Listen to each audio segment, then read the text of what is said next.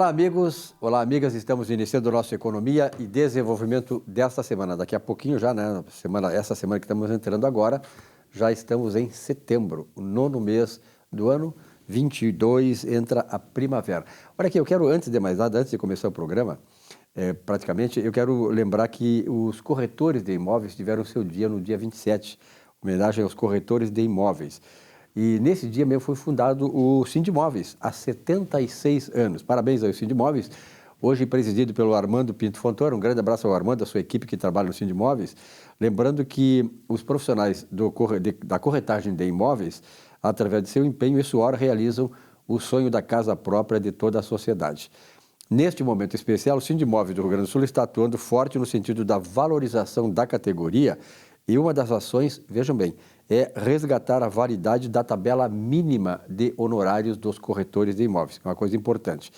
E, por fim, vale lembrar que o Sindimóveis possui vários convênios que beneficiam os corretores de imóveis, com a GM, o Sesc, a Volkswagen do Brasil, para automóveis, né? Além de planos de saúde e desconto para os corretores em vários estabelecimentos comerciais. Parabéns ao corretor de imóveis, né? Parabéns ao Sindimóveis aí nessa tarefa importante de agregar e valorizar cada vez mais o profissional da corretagem de imóveis. O nosso programa começa sempre, tradicionalmente, com um espaço empresarial. E nesse espaço empresarial, Giovanni D'Agostinho, como é que está, meu guri? Tudo bem? Uma satisfação participar do seu programa, Silvio Lopes. Como sempre, né? Aliás, os assuntos trazidos aqui, hoje é PIS/COFINS, né? PIS/COFINS. PIS/COFINS. Então, essa é uma coisa que é importante para o mundo empresarial. O que é de novidade?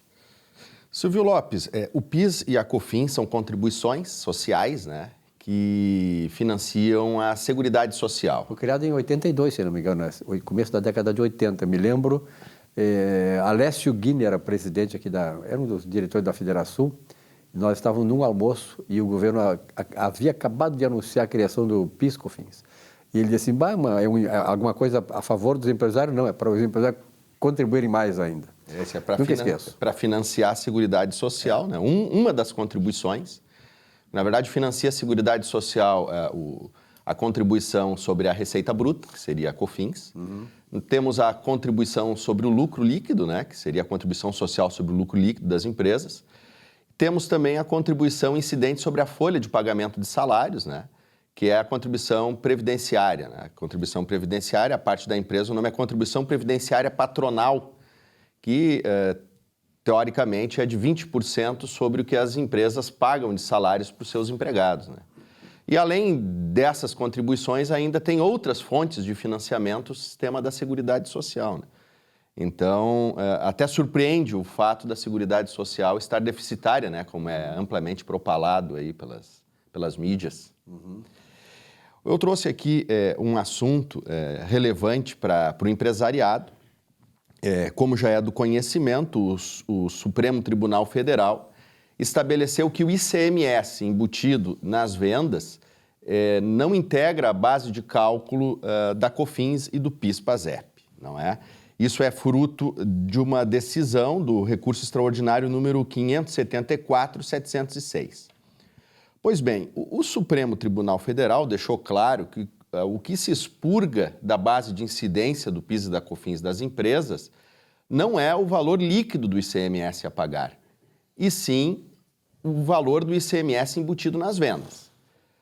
Pois bem, ocorre que a Receita Federal, tendo em vista essa decisão do STF, editou um parecer interno, o parecer 10 da COSIT, que foi exarado no dia 1º de julho de 2021, esclarecendo o seguinte: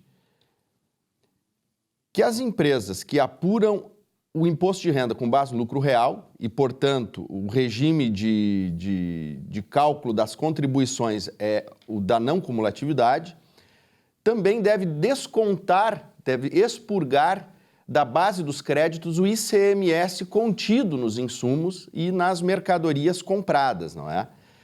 Isso é uma decisão polêmica, é uma decisão muito polêmica, porque o STF, como eu havia dito antes, deixou claro que o valor a ser expurgado da base de incidência não é a quantia líquida do ICMS a pagar, e sim o valor do ICMS embutido nas vendas.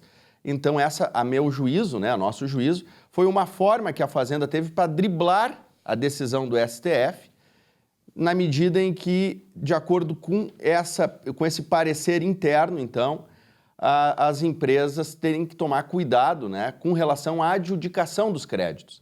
E é muito importante, então, os tribunais se manifestarem sobre isso para que as empresas tenham aí segurança jurídica no tocante a essa questão. Perfeito, acho que é uma coisa bem esclarecedora, né? No momento em que nós discutimos aí em termos nacionais essa tão propalada, tão anunciada reforma tributária de anos e anos aí, que acaba sendo sempre transferida, de certa maneira maquiada, mas nunca chegando no objetivo final, que é reduzir ao mínimo esse esforço todo do empresariado que tanto produz, mas que tanto imposto paga sem ter a retribuição do retorno. Era isso então? Era isso aí, Silvio Lopes. Obrigado então pela tua presença e agradeço também pelos telespectadores, que aliás têm tido uma grande repercussão nos teus comentários aqui, como de resto do pessoal da área da contabilidade. E principalmente, viu, Giovanni, na questão desses pequenos empresários que estão começando hoje, que querem exatamente esse tipo de esclarecimento. Um grande abraço. Um forte abraço. Até a próxima. Até a próxima. Olá, todos temos um propósito na vida. Quem assim não pensa jamais passará de um zumbi, de um errante no mundo. Nossa missão na vida, porém, não é de superar os outros, mas a de superar a nós mesmos. Isso quer dizer buscar o melhor, quem sabe se aproximar da perfeição, seja no trato do semelhante, seja no desenvolvimento do nosso trabalho. O conceito de rede é perfeito. Nos vermos no outro, termos a sabedoria de que o que aqui plantamos, aqui iremos colher. No dia em que assim pensarmos e agirmos, por certo a vida ganhará um outro significado, e muito melhor. E a vida sem significado não é vida, definitivamente. Tenha uma boa semana.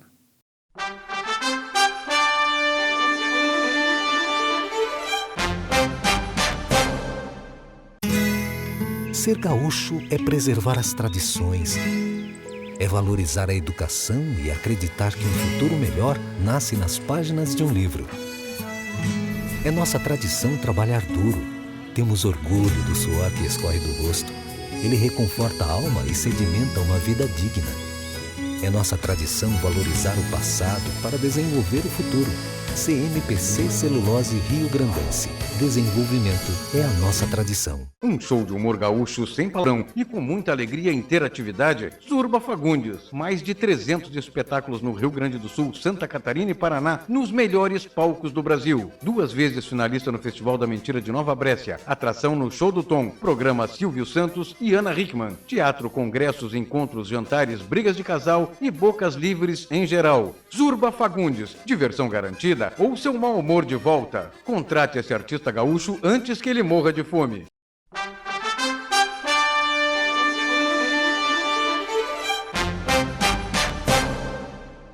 Olá! O mercado de trabalho está passando por diversas transformações. As exigências e necessidades das organizações mudam o tempo todo. E se você não deseja ficar estagnado no tempo, quer manter o seu índice de empregabilidade elevado, crescer profissionalmente e se destacar, você precisará investir muito no seu desenvolvimento de carreira. A atualização profissional é fundamental. A automação, que vem aí chegando junto com a inteligência emocional, trouxe a necessidade de adaptação, inclusive os novos hábitos de consumo causados pela pandemia.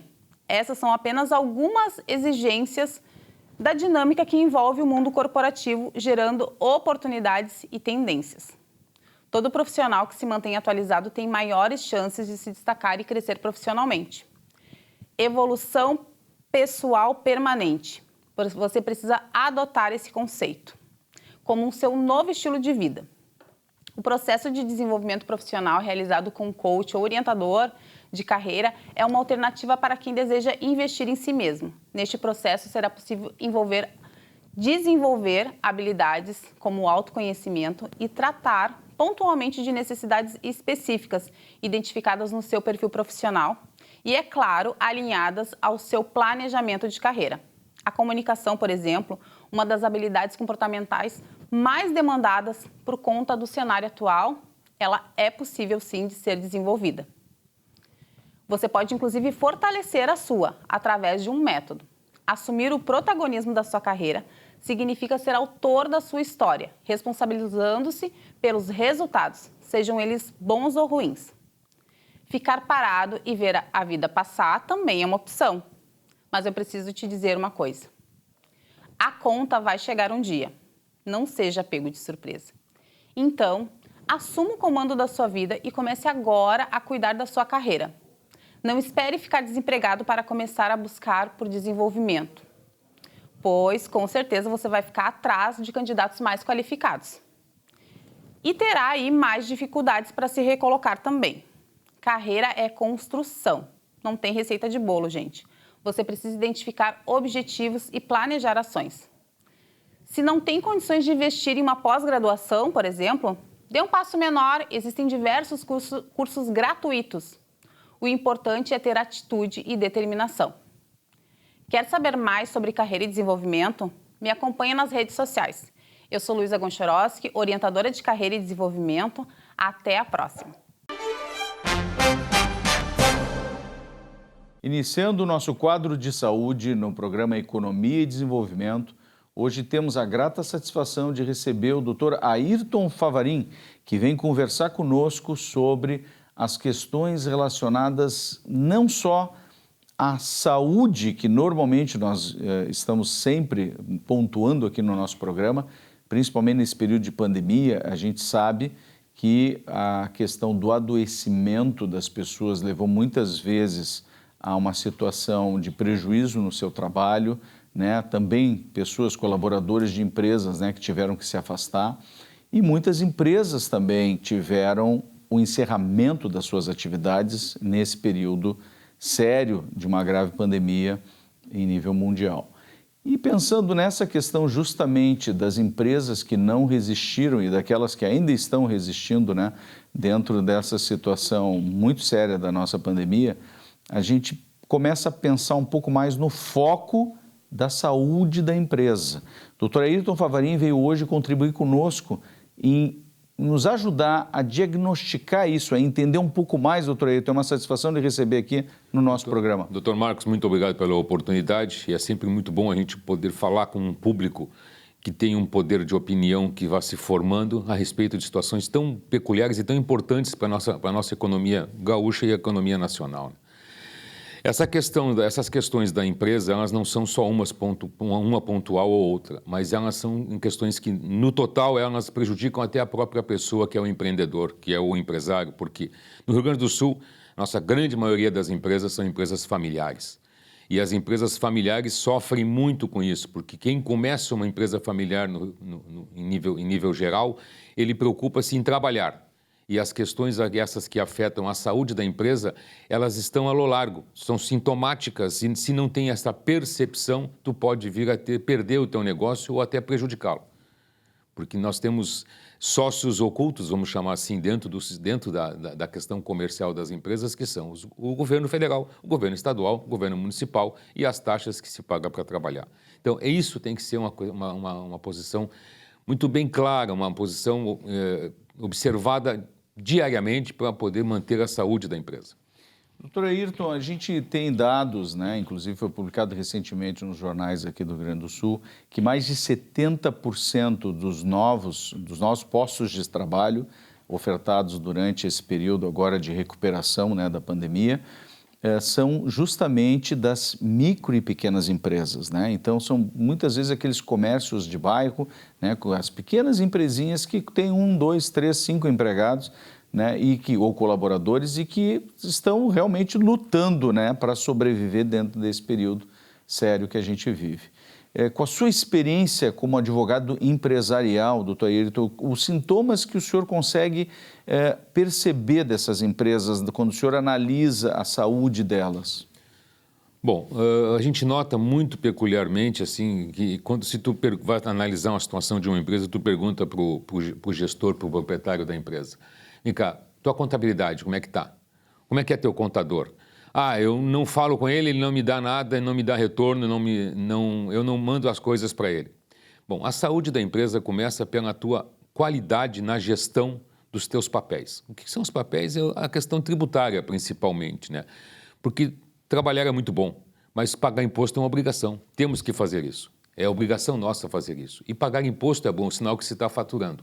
E às vezes o empresário não tem um contador atilado ou ele mesmo não quer ter um contador atilado. Então, se tu queres ter uma saúde de uma empresa muito boa ou cuidada, tenha um contador que seja prevento, que trabalhe junto, que sente contigo uma vez a cada 60 dias, uma vez a cada 90 dias e te explique os itens do teu balanço, o que está acontecendo, o que foi que andou de um mês, o que foi que piorou para o outro mês, mas cuide daquilo que não aparece dentro da empresa. E nesse ponto é muito importante frisar, dentro de uma empresa, o que não aparece é o que é muito importante, que é a questão que tu não enxerga contábil, porque depois tu vai precisar ter um problema para resolver na questão jurídica. E esse também vai ser uma outra coisa complicada, porque aí tu tira da empresa o resultado, porque a empresa geralmente não dá lucro, ela tem que dar resultado. E o resultado dela, ele vai sendo minado, atacado por situações externas. Uma contabilidade mal feita, um imposto que tu deixou de pagar e tem que pagar uma multa, uma questão de um imposto que tu não pagou e a Receita Federal vem para cima com as multas que são pesadíssimas, a Receita Estadual, a Receita Municipal. Então, alegar ignorância no fato de não conhecer a questão tributária não ajuda em nada, só prejudica o teu próprio caixa. Ou seja, é crucial que a gente mantenha uma atenção, assim como a gente mantém com a nossa saúde, né, mantendo os pilares, né, de exercício físico, de alimentação, de um bom período de sono adequado. Dentro do manejo de uma empresa saudável, nós precisaríamos ter como figuras centrais o contador, a pessoa, né, que vai nos ajudar na questão tributária, mas também o advogado que pode nos ajudar a justamente reduzir esses impactos também sobre o que seria o resultado dessa empresa. Seria isso, doutor Ayrton? Seria isso, porque às vezes, vou começar pelo lado, às vezes a empresa quer fazer uma locação de um espaço e ela pega o contrato de locação e assina o contrato sem ler e sem entender porque está com pressa de fazer um negócio, tem uma certa urgência. Seria muito interessante que o contador olhasse qual é o impacto financeiro dessa locação no negócio da empresa. É interessante que o advogado olhe se os termos do contrato estão coerentes, se aquilo que a empresa está alocando para fazer aquele objeto dela está no objeto social da empresa. Porque uma empresa não deve, não pode e não deveria fazer uma operação a qual não está vinculada no objeto social dela. Isso prejudica a empresa, isso vai gerar questões tributárias municipais, fiscais municipais, que vão atacar o lucro da empresa. Então, é interessante que o contador olhe a empresa, a operação toda, como uma questão de analisar o resultado futuro a curto, médio e longo prazo, e o advogado faça um trabalho de cuidar da situação, de olhar a situação para dizer assim, olha, aqui temos riscos, um risco aqui é conhecido, o risco é médio e isso aqui não se faz. Minimizando problemas futuros, né? Mitigando o problema futuro, o problema futuro. Doutor Ayrton, uma outra questão importante que também se verificou nesse período agora de início de recuperação ainda durante a pandemia, foi a migração de uma quantidade enorme de pessoas que tinham um emprego formal indo para o mercado de trabalho agora como empreendedores, né? Então, pessoas que resolveram constituir muitas vezes o seu MEI, né? O seu microempreendimento, com microempreendedores individuais, e muitos desses indivíduos acabam em algum momento também já se transformando em pequenas microempresas, né? Então, houve uma grande proliferação dessas pequenas empresas, dessas microempresas e microempreendedores individuais. Justamente quando o senhor avalia, né, que essa empresa que foi constituída ou que já está em operação vem enfrentando problemas, o que o senhor poderia sugerir para esses pequenos empresários em termos de ação inicial para buscar justamente diminuir o risco deles? Além da questão dos contratos, além da questão da participação do contador, o que mais que o senhor consegue vislumbrar assim como efetiva conduta quase de tratamento, vamos dizer, para a empresa que já está adoecendo? Mal foi constituída e já começa a adoecer. Muito oportuna essa observação, porque assim, a pandemia nos forçou uma situação, tecnicamente, que nós não estávamos esperando. Começamos pelo seguinte, a questão da internet, a questão das redes sociais. As pessoas que não davam muita bola para isso foram forçadas a poder aprender isso, até para poder trazer alimento para dentro de casa, porque pegavam por uma situação de rede social. As pessoas que tinham emprego formal e perderam o emprego, elas não tinham oportunidade de buscar emprego em outras empresas, porque também o mercado estava se fechando. É aquela famosa frase que é um horror hoje, pensar que alguém disse isso, a economia a gente vê depois. A economia é a base de tudo. Bom, e aí o que acontece? Essas pessoas perderam seus postos de trabalho, e aí isso engrossou uma fila muito grande, e elas precisavam fazer alguma coisa para viver, para poder ganhar, para poder botar um provento dentro da sua casa. E elas tiveram que ir para o mercado e fazer uma coisa.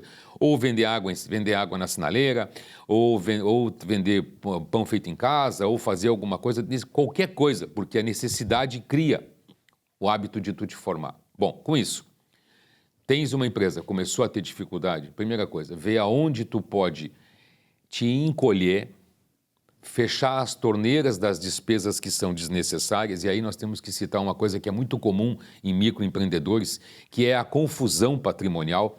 O que faz? Ele usa o dinheiro da empresa para pagar as contas pessoais. Então aí o caixa está sempre faceiro, sempre bom, sempre robusto. Por quê? Porque ele tem o dinheiro na conta dele e a empresa também. Então ele tira o dinheiro da empresa sem nenhuma rubrica contábil, sem nenhuma razão e coloca para pagar as contas pessoais. Isso é muito comum no pagamento de cartão de crédito da pessoa física usando o valor da pessoa jurídica. Isso, tu ataca o teu ente de pessoa jurídica, ataca a tua empresa. Se tu puderes fazer isso de uma maneira organizada, ou seja, eu vou tirar daqui para pagar as minhas despesas, mas isso vai sair contabilmente e eu tenho que retornar, porque eu já estou antecipando um resultado, eu vou antecipar um lucro, fazer isso. Solução para se fazer isso, organização financeira. Organização financeira. Porque ninguém deve comprar mais do que pode e ninguém deve pagar mais do que deve. Perfeito. E a gente vê também muitos desses microempresários a colocação justamente do dinheiro que seria separado para a sua sobrevivência, retornando para a empresa para sustentar operações da empresa, se ele tem alguma outra fonte de renda, né? Então, essa mistura realmente é algo que já indica algum sinal de adoecimento da empresa. E foi bom falar, e essa confusão patrimonial, ela não vem só em empresa de pequeno porte, ela vem em empresa de médio porte. O que acontece? A esposa abastece o carro na conta da empresa. O filho abastece o carro na conta da empresa. A filha abastece o carro na conta da empresa. A empresa só tem um veículo e 4 abastecem. Então, esses sinais indicam que está começando um descontrole dentro da empresa. E esse descontrole leva ao resultado negativo. Doutor Ayrton, foi uma satisfação de receber aqui no nosso programa, dentro desse nosso quadro de saúde no programa Economia e Desenvolvimento. Agradecemos a audiência de todos vocês e até o nosso próximo encontro.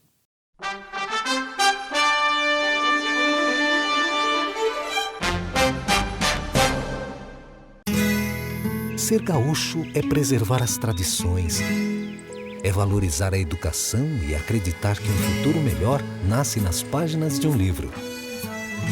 É nossa tradição trabalhar duro, temos orgulho do suor que escorre do rosto. Ele reconforta a alma e sedimenta uma vida digna. É nossa tradição valorizar o passado para desenvolver o futuro. CMPC Celulose Rio Grandense. Desenvolvimento é a nossa tradição.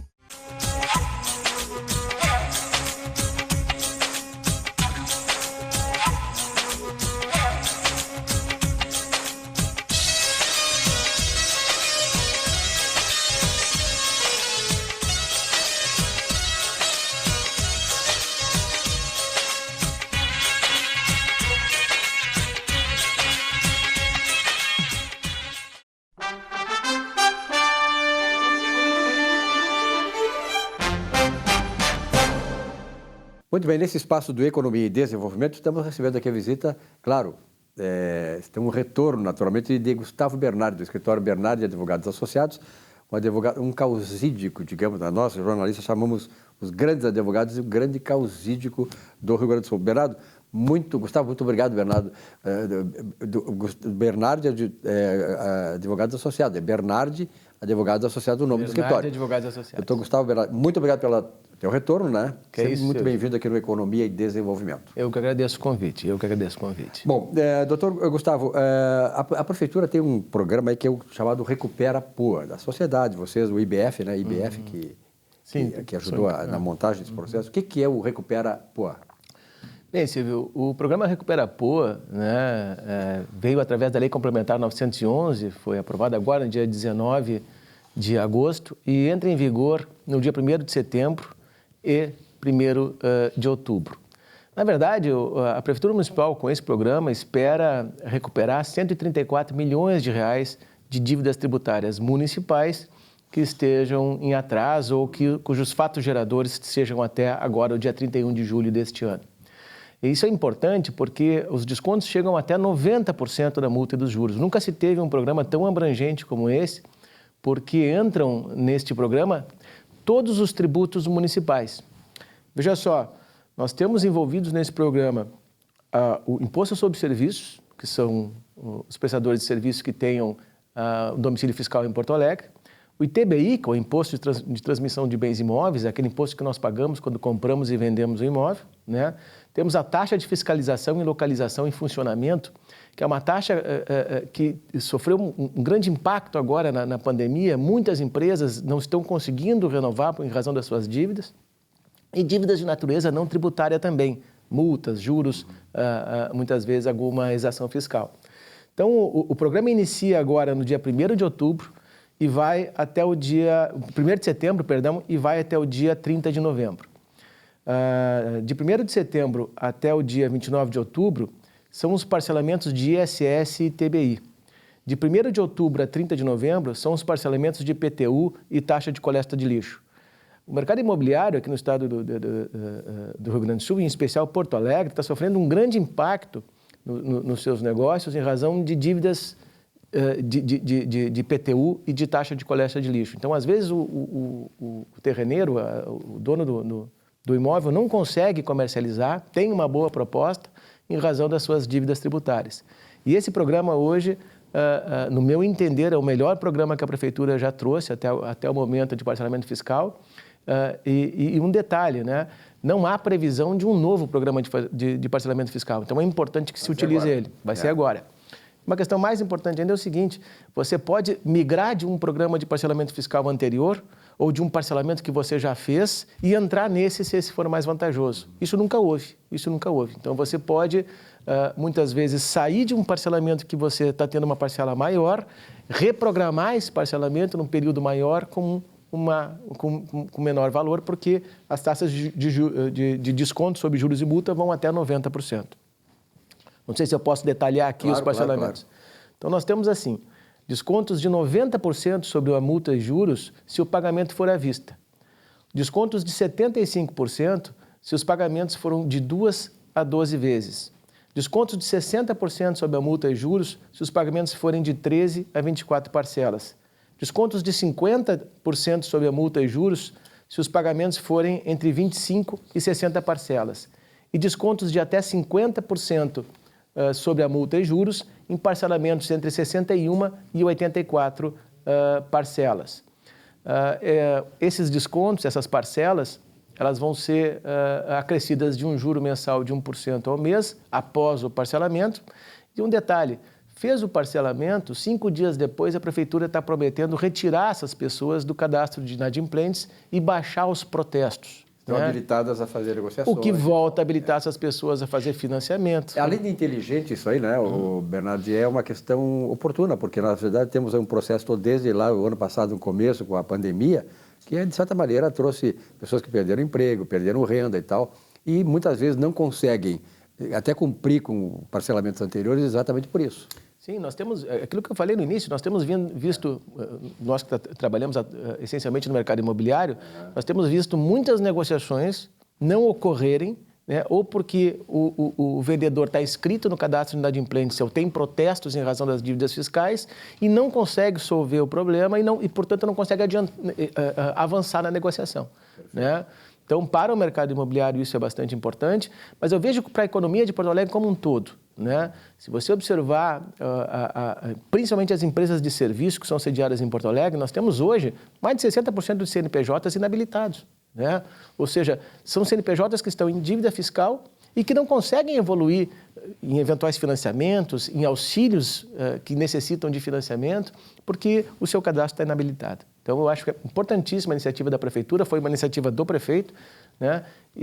Mas o que é importante é que isso seja utilizado pelas pessoas. As pessoas busquem regularizar a sua situação fiscal, porque, no meu entender, no entender dos advogados que atuam nessa área, é o melhor parcelamento fiscal que nós já tivemos nos últimos anos. Perfeito. Só podia partir do Melo, que tem um cara que tem essa sensibilidade, e ele está atendendo não o desejo dele, mas está atendendo a aspiração da comunidade como um todo. Porque, na verdade, quando isso aí acontece, a sociedade toda tem, digamos assim, tem o benefício disso, né? Esse é o grande efeito social. Os negócios voltam a acontecer, há uma normalidade na atividade econômica, mas principalmente também traz arrecadação para a Prefeitura. Com certeza. Né? São 134 milhões que a Prefeitura pretende trazer de volta para o seu orçamento e que estariam, de certa forma, perdidos. A Prefeitura não iria conseguir alcançar esses recursos. Perfeito. Doutor Gustavo Bernardo, muito obrigado pela sua presença aqui, sempre aqui de novo. Eu que agradeço, Silvio. Um abraço para todos os telespectadores. Bom, e agora aqui no Economia e Desenvolvimento, estamos recebendo a representante da Russell Bedford, que na verdade é diretora técnica de auditoria, a Eliane Tânia Resmini, lá de Casca. Bela cidade de Casca, hein? Há quanto tempo tu já está em Porto Alegre, Eliane? Já estou há mais de 30 anos.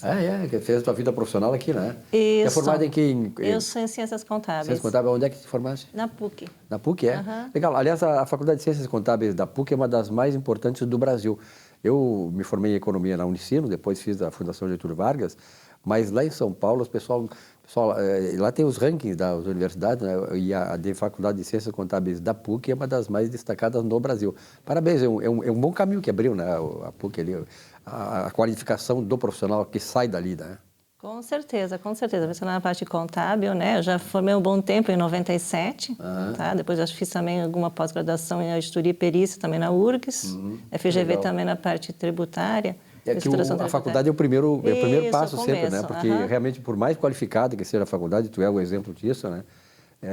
A gente sabe que é o primeiro andar, é o primeiro passo de uma carreira que a gente quer, então tem que ir se qualificando, né? E isso é importante.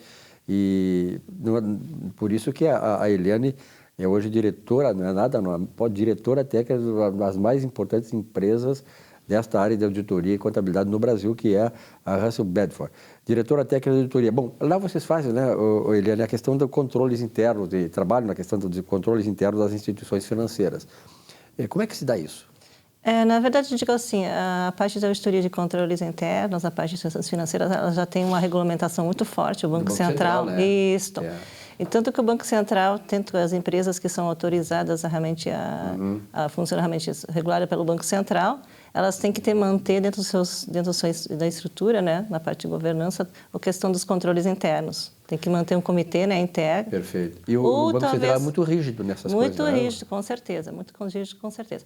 Então, tem toda a questão da implementação, que é obrigatória por parte da regulamentação. Tem que manter lá a sua estrutura. Perfeito. Tem algumas, dependendo do porte, dependendo do tipo de instituições financeiras, como tem bancos, Sim. tem cooperativas de crédito, tem outras questões de consórcios. Então, são várias, é um segmento muito amplo, né, nessa parte que é regulada pelo Banco Central. E tem essa necessidade também, tem que manter, algumas empresas têm que manter um comitê técnico interno, isso, na parte de controles internos. E as outras, que são até menores, às vezes não tem uma estrutura, até inclusive de questão de... não tem profissionais realmente qualificados dentro da própria instituição. Isso aí é uma estrutura muito cara também, né? Muito cara, muito cara. Então, esses outros buscam estar no mercado, como são nós, a gente faz trabalho na parte da auditoria de controles internos. E isso é importante, né, Irene, quando tu fala nessa questão, nós fazemos isso e tal, o controle interno das instituições financeiras. Porque eu como economista, a gente sempre se criou nessa questão, na faculdade a gente entendia isso assim, de que no Brasil, de modo geral, um país que sequer é civilizado, que tenha empresas saudáveis, ela começa lá na educação financeira dos profissionais, na nossa educação financeira. E o que vocês fazem também não deixa de ser uma educação financeira de controle interno para as instituições. Eu achei importante isso, porque isso aí vai tocar bem na questão da saúde financeira das empresas. Com certeza, eu digo assim, além do mais, acho que a questão da confiança, acho que para a proteção do mercado, né? Proteção acho do que mercado. todo mundo hoje tem operações com instituições financeiras. Não tem verdade, quem não tenha, hoje a gente não trabalha mais com dinheiro espécie. Não tem como fugir, né? Não tem como fugir. E além do mais, a qualificação dos profissionais, como exige várias áreas, profissões multidisciplinares, como eu digo, Com certeza. tá? Porque envolve a questão também, inclusive, a questão da lavagem de dinheiro, que é uma das situações, a parte de financiamento do crime também, né? Terrorismo, que é uma coisa que o Banco Central é muito exigente nesse sentido. Eu acho que as instituições têm que se preocupar muito com isso. A questão da parte do crime cibernético também, hoje atual é muito... Hoje é atualíssimo isso. Atualíssimo. Tem a questão da LGPD também, né? Além de proteção de dados. Então, além de toda a questão da estrutura, de toda a governança, então tem que realmente, ela tem que manter implementada dentro da sua estrutura a questão, a preocupação com a sua governança, a questão lá de alçada, quem é responsável, autorizações, né? Tem a questão dos riscos, como tem que ter monitoramento constante na questão do correr do processo todo, né? Claro. E, além do mais, as implementações. Então, a gente acaba, digo assim, nossa Husband de fora, realmente a gente está com pessoas qualificadas e realmente habilitadas, né? Que tem vários segmentos, tá? Inclusive a parte de tecnologia da informação, a LGPD, a questão socioambiental também, que é algum dos pontos, alguns riscos que tem que se preocupar. Essa questão dos dados aí que tu citaste, teve a Vitória aqui, né, que eu acho especialista nessa área lá, né, e realmente hoje é uma coisa importante essa questão de dados, não só para a saúde financeira da empresa, né, porque, e até para a questão da manutenção de uma concorrência leal, né, porque a que tu falaste na questão daí da sonegação de impostos, a questão de todas as questões financeiras que envolvem, digamos assim, tem maus empresários que muitas vezes eles se valem disso aí para se manter com uma concorrência acima dos concorrentes, quer dizer, para ganhar concorrências. E esse trabalho de vocês, ele harmoniza o sistema todo e empresta para ele credibilidade, na medida em que todo mundo vai atuar em função desse trabalho de controles internos e tal, essas coisas todas que o Banco Central emana e que devem ser respondidas pelas empresas, numa concorrência lícita, uma concorrência de igualdade. Com certeza. Eu digo também, como na verdade as instituições têm que realmente se reportar ao Banco Central, tá? Elas mantêm esses relatórios, têm que ter relatórios periódicos, né? Essa mitigação... Alguns são mensais, outros trimestrais, outros trimestrais, mas pelo menos tem uma fiscalização. E no momento que você não consiga cumprir com alguma dessas exigências, tanto que o nosso trabalho, quando a gente faz nas empresas, em questão de auditoria interna, uma das coisas é o cumprimento das normas do Banco Central. Perfeito. Tá? Alguns dos itens, né? Então, a gente realmente, bem ou mal, nós somos os olhos do Banco Central, né? Eu sempre digo assim, na verdade, a gente acaba fazendo esse trabalho e realmente esses relatórios são para o Banco Central. E qualquer situação que a instituição realmente não tenha condições ou perceba que tenha indícios de alguma coisa que não é da credibilidade, né? Até o Banco Central pode entrar com uma interdição ou até desautorizar para você estar operando aí no mercado. Eu sempre digo assim, ó, não compra e briga com a Polícia Federal ou o Banco Central, né? E hoje é aquela história, né? Tempos atrás a gente vê a sonegação era muito grande e ela foi reduzindo exatamente por esses acompanhamentos, pela liberdade que tem, pelos instrumentos, né? Hoje postos à disposição da fiscalização, seja do Banco Central ou da Polícia Federal. Então, realmente, eu acho importante o trabalho que a Russell Bedford faz nas empresas, não só de consolidação de uma estrutura financeira sólida, né? Uma saúde financeira para que elas possam progredir e prosperar, mas também exatamente para evitar a concorrência desleal, porque ela se dá também nessa questão. Com certeza. Alguma coisa mais? Não, até se realmente quiserem, a Russell Bedford está à disposição. Claro, eu, como os nossos profissionais todos aí, né? Temos pessoas multidisciplinares dentro da empresa. Profissionais de primeira qualidade. Eu estou conhecendo a Russell Bedford, a gente sabia de fora, né? O trabalho que ela faz. E parabéns, viu, Eliane, pelo trabalho de vocês lá. Um grande abraço. Até a próxima. Obrigada. Eu agradeço pela oportunidade. Tá bom. Um rápido intervalo, já voltamos aqui com o nosso Economia e Desenvolvimento. Até já.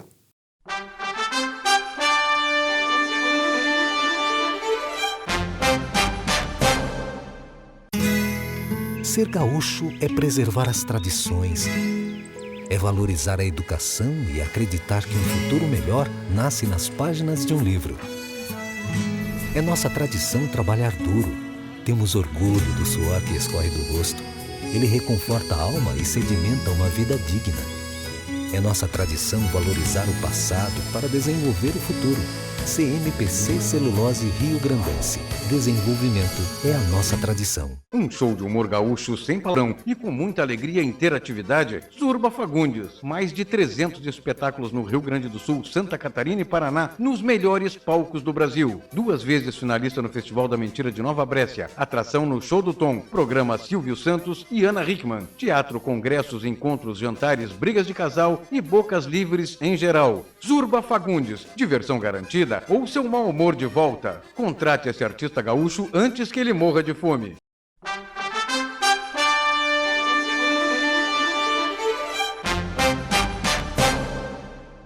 Olá a todos, é um prazer estar aqui com vocês. Essa semana eu quero falar sobre até onde pode crescer uma empresa. Pois bem, uma empresa ela está limitada ao desenvolvimento do seu empreendedor. O que quer dizer isso, né? Que ela vai crescer até a capacidade de visão da pessoa que está à frente do negócio. Poxa, e como é que nós podemos fazer então para expandir o negócio? Bom, nós temos que focar e a partir disso nos desenvolver. E quanto mais nós estivermos desenvolvidos, o que seria se desenvolver, né? É estudar, mas não é só estudar as questões de administração, contabilidade, direito, não é isso. É também estudar o mercado, visitar feiras, né? Agora as feiras estão mais virtuais, mas é entender o que está acontecendo, procurar as universidades, as academias, ler a respeito, visitar fornecedores. Essa é a maneira de se desenvolver e através do autodesenvolvimento, o empreendedor começa a pensar diferente e começa a materializar o crescimento da sua empresa. Uma boa semana a todos e até a semana que vem. Muito bem, nesse último bloco do programa Economia e Desenvolvimento dessa semana, eu quero lembrar o escritório Michel Soares e Advogados, que é parceiro aqui do nosso programa, com profissionais competentes e especializados com mais de 10 anos de atuação no mercado, localizado bem ali no Centro Histórico de Porto Alegre e oferecendo uma ferramenta ágil e moderna para seus clientes, atendimento online. Qualquer dúvida, ligue lá para o WhatsApp 51 993 14 15 44 e resolva seu problema. Bom, estamos recebendo nesse último bloco do nosso programa dessa semana, Carlos Biderman, consultor empresarial. Carlinhos, obrigado pela tua presença mais uma vez. Não tem viajado muito, né? Tens? Obrigado, Silvio. Não, a primeira viagem desse ano faz umas 2, 3 semanas para Curitiba. Sim. Devo ir agora umas 2 semanas de novo a Curitiba. Muito pouca viagem, fazendo tudo por vídeo e tal. Tá muito confortável essa vida. Trabalhando, né? Por vídeo, está funcionando bem. Mas estou sentindo falta um pouco de estar mais perto dos clientes, enfim, atendo clientes aí em boa parte do Brasil, então, às vezes, a presença, tem alguns clientes que eu nem conheço pessoalmente as pessoas, foi só por vídeo, então, fica um pouco estranho, mas está funcionando relativamente bem, mas eu estou sentindo falta de estar mais perto das pessoas. Carlos, tem muita gente que aproveitou o home office e o profissional está em casa fazendo, está gostando. As empresas também, muitas empresas, até porque na área empresarial, as empresas, muitas delas estão com custos menores, não gastam com faxineira, com iluminação, com imóvel e tal. Então, houve uma grande transformação nesta relação da empresa com seus funcionários e com o seu público. É verdade, Silvio, mas, enfim, isso é absoluta verdade, é uma redução de custos importante. Por outro lado, deixou de haver receita de quem gerava quem recebia esses recursos é natural. Mas eu acho que a presença, vamos dizer assim, claro que a volta, a gente está falando um pouco sobre a volta, não vai ser 100% como era antes, mas eu acho que esse contato pessoal, a conversa fora da reunião, o cafezinho, o almoço, o jantar, a conversa no corredor, né? E ali muitas vezes se pega muita coisa importante, às vezes até as conversas mais importantes são as conversas que acontecem, vamos dizer assim, no cafezinho, num bate-papo informal, do que na própria reunião. Então, isso se sente falta. Eu acho que isso realmente eu sinto muita falta disso. Eu acho que isso é super importante que volte a acontecer. Tanto que há um recrudescimento, né, Silvio, nas empresas que tinham, vamos dizer assim, agora você só virtual. Meu sobrinho trabalha numa empresa na Europa, em Portugal, que tinha, vamos dizer assim, decidido ser praticamente só virtual, mas já percebe que não dá, né? Como é que tu faz o desenvolvimento da cultura de uma organização? Como é que tu faz o relacionamento das pessoas só no virtual? Não sei, eu posso ser um pouco antigo, acho que sou mesmo, mas acho que a interação entre as pessoas é fundamental. Só no virtual resolve muitas coisas, mas não resolve tudo. Então, eu acho que especialmente isso que eu falei, isso me preocupa demais, essa questão da cultura. Como é que se desenvolve uma cultura organizacional sem que as pessoas possam interagir, né? A gente vê as empresas modernas aí com esses ambientes absolutamente abertos, com jogos, com sofás, enfim, bem interativos. Agora, nesses dias, estive ali no Instituto Caldeira, ali enfim, em Navegantes ali. É espetacular aquela estrutura, tu vê as pessoas ali super à vontade, trabalhando no esquema moderno, né? Como é que tu faz isso no virtual? Não faz, né? Não cria essa interação. Então, eu acho que, de fato, voltar integralmente ao presencial, acho que não vai acontecer, mas também só no virtual não funciona, né? Perfeito. Bom, Carlos, nós sabemos que muito da atividade empresarial, onde tu atuas, ela depende do ambiente econômico, tá? Do ambiente político que está no país. Como é que tu está vendo esse ambiente, principalmente o ambiente político, né? Que o presidente foi eleito em 2018, até hoje não conseguiu governar plenamente, quer dizer, tiraram a autoridade do presidente, há uma briga interna daqueles que perderam, que não se conformam com a derrota, enfim. Como é que tu está vendo esse clima todo político e o desdobramento nisso na área econômica, que justamente vai ser os parâmetros fundamentais para a prosperidade, para que as empresas possam pensar e ter investimentos concretizados no mercado? Silvio, eu acho que a tua pergunta já insere a resposta, né? Ou seja, esse ambiente conflagrado que se vive no Brasil, ele é muito prejudicial aos negócios, à própria inserção do Brasil no mercado internacional. Então, estou muito preocupado com isso, né? Esse conflito todo que existe entre executivo, legislativo e judiciário é uma coisa que não deve acontecer, não pode acontecer, né? Eu vejo, ainda conversava com algumas pessoas, até o exemplo do futebol, do próprio Grêmio, né? Acho que a gente, enfim, o momento não é bom para falar disso, mas eu acho que se conseguiu no Grêmio um ambiente político estável que ajudou muito o clube nesses últimos anos e vai ajudar também a sair dessa situação que está agora. Então, no país é uma extrapolação muito mais complexa, muito maior, mas é muito semelhante em alguns aspectos, né? Pelo menos no aspecto político. Então, o entendimento entre os três poderes, uma pauta mínima, uma agenda mínima, é absolutamente necessária, né?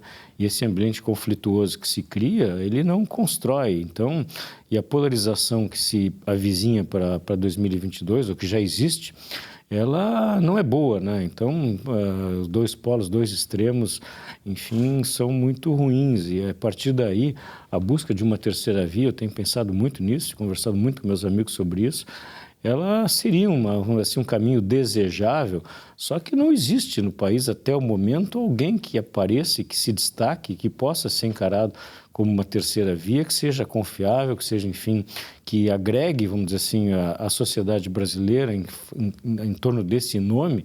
E é ruim que a gente esteja falando de um nome, né? Mas essa é a realidade, que possa, enfim, ter, vamos dizer assim, aqueles princípios, aqueles preceitos básicos e fundamentais para unir o país e, vamos dizer assim, com uma agenda mínima que possa levar o país ao desenvolvimento. Não existe essa pessoa no país hoje. Vi agora, até recentemente, está circulando nas redes um vídeo do governador Zema, de Minas Gerais. Até estou tentando um contato com ele para trazê-lo a Porto Alegre.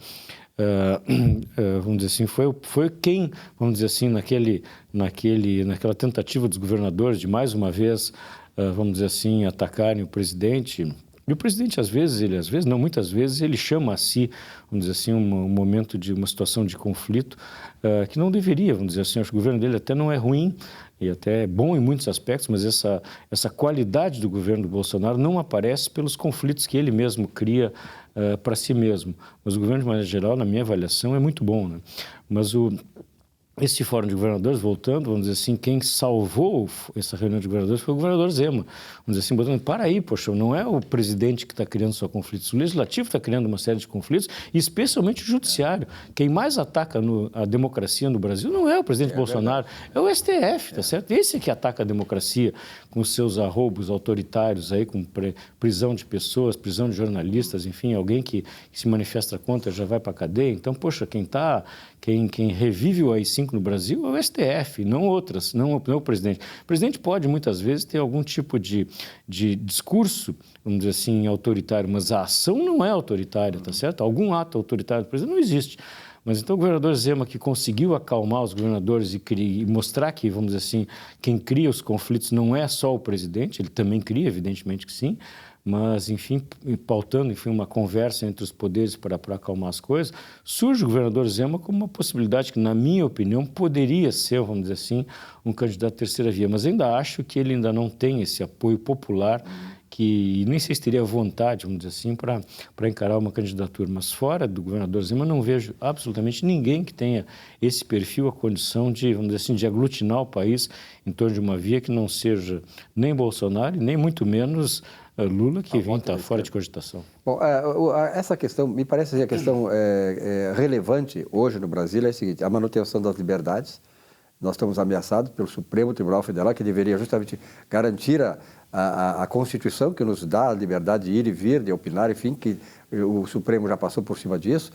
Mas, sobretudo, assim, alguma coisa, alguém viu essa terceira via, eu não sei quem seria, como tu falaste no Zema, talvez não seja ele, pelo menos por enquanto, mas alguém que também venha peitar, né, de peito aberto, contra o sistema. Quer dizer, eu não vejo como nós tenhamos hoje uma sociedade que nós possamos reconstruir se nós não peitar o sistema, se nós não derrotar o sistema. O que é o sistema?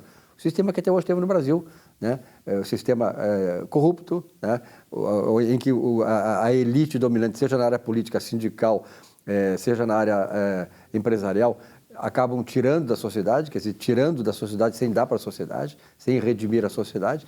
Eu não vejo isso, quer dizer, que autoridade seria essa, que nome seria esse, que personagem seria esse, que estaria disposto também a comprar essas brigas. Porque o Bolsonaro comprou. Por que o Bolsonaro está sendo perseguido? Porque ele comprou essas brigas, ele quer desmantelar o sistema. Nós sabemos que a questão da eleição, a questão agora desse fundo partidário que o Bolsonaro vetou, foi contra ele. Tudo que o presidente quer, que é a favor da sociedade, vai contra o sistema. Esse é o problema. É verdade, Silvio, é verdade, você tem muita razão. Agora, se o presidente, vamos dizer assim, criasse menos conflitos, ele poderia, vamos dizer assim, levar adiante esses projetos de reformas todos que muitas ele conseguiu fazer, mas se ele criasse menos conflitos, talvez ele pudesse ter muito mais sucesso do que tem, né? Agora, vamos dizer assim, essa quantidade de conflitos que ele cria uma barreira para si mesmo, cria uma dificuldade de evolução. Então, vamos dizer assim, de novo, um governo que eu acho que é bom. Ele erra na forma, né? Ele erra na forma, ele erra no discurso. O conteúdo é por dar forma. Eu não sei se esse discurso, eu fico me perguntando, poxa, mas ele tem um recall desse discurso que é muito positivo. Imagino que na sociedade, porque ele deve ter um feedback, vamos dizer assim, da avaliação dele, que é positivo nesse aspecto, né? E nós vimos aqui em Porto Alegre, né, Silvia, a motociata que eu participei, eu também participei. Há uns meses, há 2 meses atrás, sei lá. Em julho. Foi em julho, né? 10 de julho, né? 10 de julho. Foi um negócio espetacular. Eu nunca tinha visto algo parecido na história aqui do Rio Grande do Sul, de Porto Alegre. A manifestação popular, espontânea, alegre, feliz. Foi um negócio espetacular. Nunca aconteceu no Rio Grande do Sul alguma coisa como aquela, tá certo? Então mostra que ele tem apoio, sim. Agora, que ele precisaria, vamos dizer, baixar a bola, ser mais simpático, não criar tanto conflito para poder avançar com os seus projetos. Teria que se reservar um pouco mais, né? Agora eu vejo o seguinte, tu colocaste essa questão, nós vamos ter agora, dia 7 de setembro, uma poderosa manifestação, e eu vejo o seguinte, o Brasil, se nós pegar a história mais recente do Brasil, toda vez que nós nos despertamos para um patriotismo, para os valores cívicos da nação, quem fez isso? O futebol. Hoje o Bolsonaro é o único político brasileiro, não sei se Getúlio Vargas fazia isso naquela sua época, mas que despertou na população o amor à pátria, o civismo, a crença e a defesa de valores perenes da sociedade, a questão da liberdade de crença, valores éticos, da moralidade, da civilidade e tal. Então, esse amálgama que o Bolsonaro conseguiu fazer na sociedade é que dá a ele, de certo, esse poder, essa forma de ele pensar, de agir, porque ele, me parece, está respaldado por isso. Eu acho que sim. Não sei se as pesquisas de opinião têm alguma credibilidade ou não, mas elas estão longe de representar o que a gente vê nas ruas. E se a gente, vamos dizer assim, ficar ouvindo o que diz a imprensa brasileira, a gente vai à loucura, né? Se eu falando até com... Graças às redes sociais nós temos o contraponto hoje. Um médico amigo meu disse, poxa, faz mal à saúde assistir a imprensa brasileira. não só a Rede Globo. Outras também. A CNN, infelizmente, começou Globo. muito bem, né? Começou muito bem e desviou por uma forma absolutamente catastrófica de jornalismo. As redes sociais nos salvam hoje. Está muito ruim, né, Silvia? Poxa, a gente que gosta de estar atualizado, saber o que está acontecendo, hoje está muito difícil de tu buscar uma opinião, vamos dizer assim, isenta, que manifeste claramente os dois lados. Todo mundo tem lado. Então, tu tá muito parecido com os Estados Unidos, CNN e Fox, né? Aqui nós só temos CNN, não temos Fox, né? Então, é verdade. Então, está faltando a Fox no Brasil. Mas então é isso, né, Silvio? Eu acho que, enfim, de novo, esse ambiente conflagrado brasileiro não é bom, a imagem do Brasil lá fora não é boa, então é muito ruim que isso esteja acontecendo e eu já estou um pouco desesperançado de que na nossa geração a gente possa, vamos dizer assim, poder de novo ter orgulho das coisas que acontecem no Brasil, a evolução do país. O país evolui, mas não como nós gostaríamos e na velocidade que poderia, né? Infelizmente, o ministro Paulo Guedes, que é uma pessoa que eu tinha, eu vou usar o verbo no passado, maior respeito, maior consideração, leva, acho que até sem ler, tá? Essa proposta de reforma tributária que é desastrosa, né? Absolutamente desestimulante para o investimento, tributar dividendos, que é isso? E eu vejo ainda o pessoal dando espaço para tributaristas, entre aspas, dizendo que não se tributa dividendos no Brasil. Como não se tributa? Dividendo tem 34% na fonte de tributo, tá certo? Como não se tributa dividendo? É tributado antes. Claro, é tributado na fonte, mesmo, pelo amor de Deus. Qualquer empresa paga 34% de imposto sobre o lucro, nem só sobre o dividendo, paga antes, sobre tudo que gera. Então, poxa vida, essa proposta de reforma tributária foi absolutamente desastrosa e tomara que não passe para o bem do Brasil, né?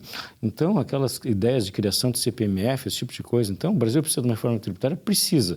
Sim, eu acho que a ideia do IVA é boa, ela simplifica. Nós temos a quantidade de tributos que tem no Brasil, estamos cansados de falar nisso, né, Silvia? É absolutamente maluca. Então, uma reforma tributária, sim. Agora, aumento de carga tributária, vamos dizer assim, tributando dividendos, tributando quem gera emprego, quem gera receita, tributando investimento tão necessário para o país. Prejudica as empresas que já estão atuando e não incentiva novas empresas. Exatamente, incentiva a fuga de empresas do país. Perfeito. Então, é muito ruim que isso esteja acontecendo, estou muito triste com a atuação do Paulo Guedes, esperava muito mais dele, né, que vem realmente também prejudicando o governo Bolsonaro, com certeza. Muito bem. Biderman, obrigado pela tua presença. Felicidades para o nosso time também. Muito obrigado, Silvio. Prazer sempre estar aqui conversando contigo. Tá bom. Obrigado para todos vocês também que nos assistem. E aí, um grande abraço, uma boa semana de trabalho. Economia e Desenvolvimento volta na semana que vem. Até lá.